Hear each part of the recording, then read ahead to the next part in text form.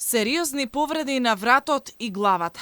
Се уште е тешка и критична состојбата на 39-годишната родилка, која се обиде да си го одземе животот фрлајки се од првиот кат на скопска гинекологија.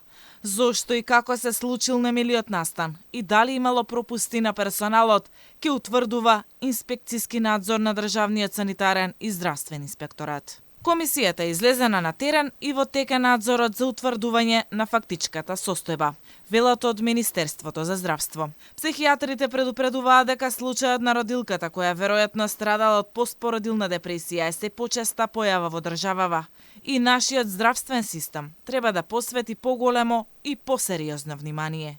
Од 10 до 15% од вкупниот број на родилки, на тоа се смета дека треба да се додаде уште толку на оние кои што се вели страдаат во сенка.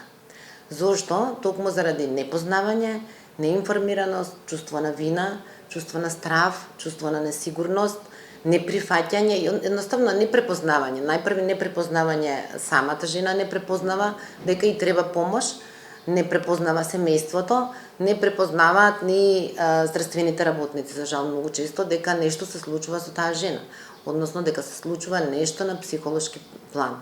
А тоа представува депресивни состојби, кои што може да бидат само во бременост и никогаш повеќе.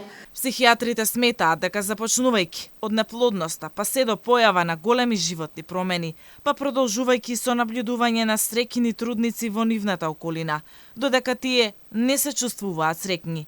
Сето тоа може да доведе до депресија. Ризик фактори за појава и на депресија во бременост и после породувањето се мала возраст, односно да речеме под 18 години, првородки, постари првородки, значи доколку мајката е малце повозрастна, долготрајно лекување на стерилитет евентуално, болест од било кој карактер, лоша психосоцијална поддршка, односно или сиромашна психосоцијална поддршка од страна на семејството, од страна на средината.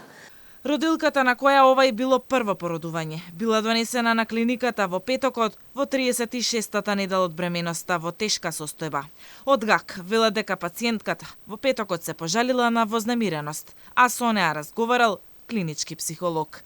Слични симптоми имала и следниот ден. Била прегледана од дежурен лекар кој дал соодветна терапија. И покрај тоа, таа имала обид за самоубиство и се фрлила од прозорец.